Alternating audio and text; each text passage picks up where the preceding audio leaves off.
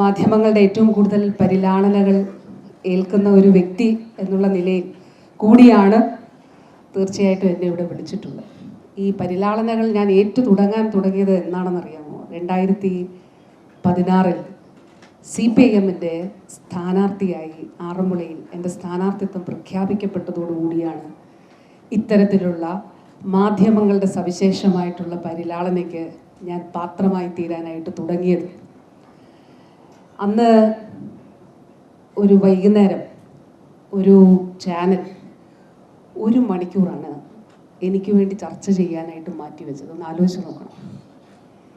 അപ്പം ഞാൻ ആ ചാനലിൻ്റെ, അത് മാത്രമല്ല നിരന്തരമായിട്ട് ആറന്മുളയിലെതിരെ വാർത്തകൾ, ആ ചാനലിൻ്റെ റിപ്പോർട്ടർ പരസ്യമായിട്ട് 100 പേര് ഞങ്ങൾ പ്രചരണത്തിന് വേണ്ടിയിട്ട് പോകുമ്പോൾ പരസ്യമായിട്ട് പൊതുജന മധ്യത്തിൽ അപമാനിക്കുന്നത് പോലെ വന്ന് ചോദ്യങ്ങൾ ചോദിച്ചു. അതിനു മുൻപ് ഈ വൈകുന്നേര ചർച്ചകൾ നയിച്ചുകൊണ്ടിരുന്നൊരു വ്യക്തിയാണ് ഒരു ചാനലിൽ. അതിന് ഉത്തരവാദിത്വം ഉണ്ടായിരുന്നൊരു വ്യക്തി കൂടിയാണ്. അപ്പോൾ ഞാൻ എന്നാ ചാനലിൻ്റെ എഡിറ്ററായിരുന്ന വ്യക്തിയോട് ഞാൻ ചോദിച്ചു, എന്തിനാണ് എന്നെ ഇത്രമാത്രം ഉപദ്രവിക്കുന്നത്? കാരണം ഞാൻ നിങ്ങൾക്കിടയിൽ ഇത്ര നാളുണ്ടായിരുന്നു, ഇത്ര വർഷങ്ങൾ നിങ്ങൾക്കൊപ്പം ഉണ്ടായിരുന്നു, നിങ്ങളുടെ ഇടയിലാണ് ഞാൻ ജീവിച്ചത്. അപ്പോൾ എന്തുകൊണ്ടാണ് എന്നെ ഇത്തരത്തിൽ തിരഞ്ഞു പിടിച്ച് ആക്രമിക്കുന്നതെന്ന് ചോദിച്ചു. അപ്പോൾ എനിക്ക് നൽകിയ ഉത്തരം, വീണ, ഞാൻ നിസ്സഹായനാണ്.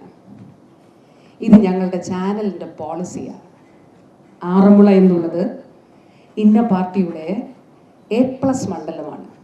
അതുകൊണ്ട് ആ മണ്ഡലത്തിൽ ഇത്ര വോട്ട് കിട്ടണം എന്നുള്ളത് ലക്ഷ്യം വെക്കുന്നതുകൊണ്ട്, ആ പാർട്ടി ലക്ഷ്യം വെക്കുന്നതുകൊണ്ട് ഇത് ഞങ്ങളുടെ നയമാണ്, ഞാൻ ഇതിൽ നിസ്സഹായനാണ് എന്ന് അദ്ദേഹം പറയുകയുണ്ടായി. 2016 ആ ഏപ്രിലോ മാർച്ച് മാസത്തിന് ശേഷം വാസ്തവത്തിൽ ഈ നിമിഷം വരെ ഇത്തരത്തിലുള്ള ഒരു ചോദ്യം പിന്നീട് ഒരു ചാനലിനോടോ, ഒരു ചാനലിൻ്റെ എഡിറ്ററോടോ, മാധ്യമ പ്രവർത്തകനോടോ ഞാൻ ചോദിക്കാൻ തുനിഞ്ഞിട്ടില്ല എന്നുള്ളതാണ്. നാം കാണേണ്ടത് മാധ്യമങ്ങളുടെ സ്വഭാവങ്ങൾ വലിയ രീതിയിൽ മാറിയിട്ടുണ്ട്.